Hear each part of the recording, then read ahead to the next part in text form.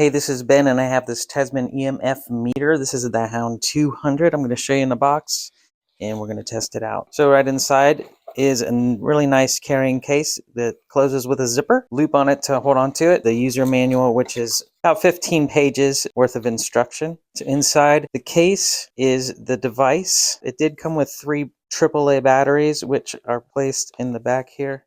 To turn it on, hold down the power button.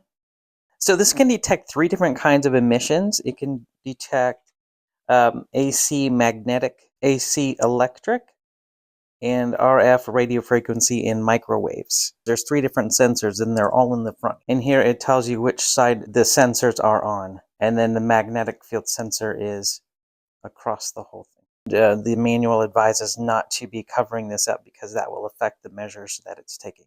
There's also a hold button and then a max button that allows you to display only the maximum peaks that it's reading. And then there's a button to turn on and off the sound. So here I have it set to the RF setting. I'm going to test this out on our microwave.